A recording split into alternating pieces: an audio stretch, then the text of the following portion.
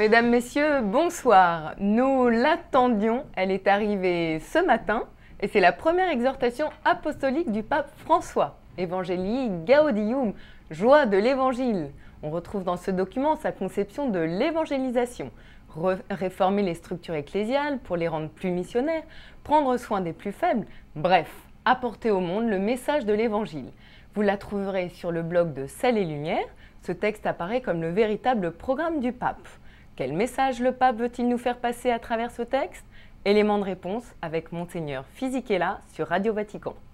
C'est ce que le Saint-Père appelle la conversion pastorale, c'est-à-dire on ne peut pas et on ne peut plus vivre dans la situation d'une sclérotisation, c'est-à-dire la bureaucratisation de notre communauté qui ne sont pas et ne sont plus capables de communiquer la joie d'avoir rencontré le Christ.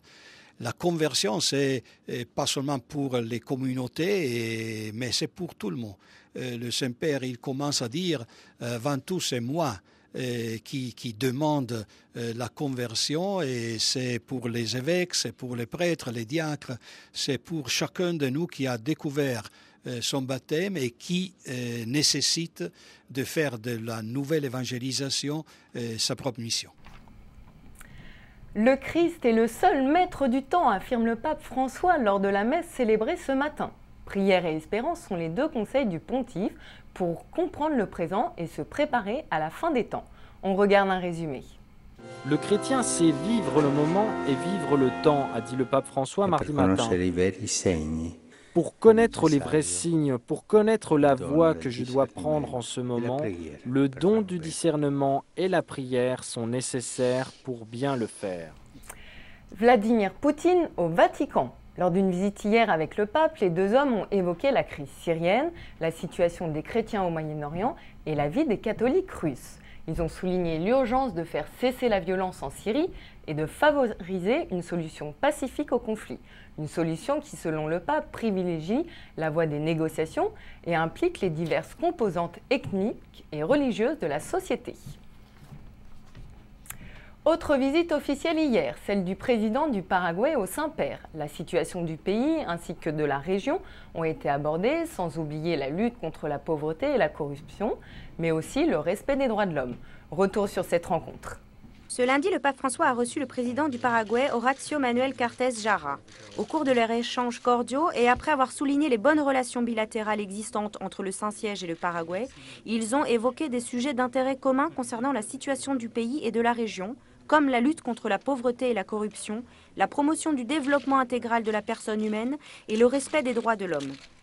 Et pour finir, direction le Venezuela avec aujourd'hui l'ouverture du 4e congrès missionnaire de l'Amérique. Ce congrès est organisé par les œuvres pontificales missionnaires. Toute l'Amérique, du Canada jusqu'à l'Argentine, est invitée à y participer.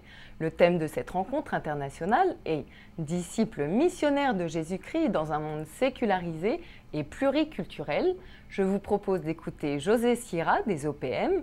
Il fait partie de la délégation canadienne. Il répond à notre envoyé spécial, Pedro Guevara Mann. Et maintenant, je suis ici avec José Sierra, des œuvres pontificales missionnaires de Canada francophone. José, pourquoi avoir un congrès missionnaire? Pour la simple raison que c'est quelque chose dont l'Église a besoin. L'Église a besoin d'évangéliser, l'Église a besoin de savoir c'est quoi la nature même de l'Église qui est missionnaire.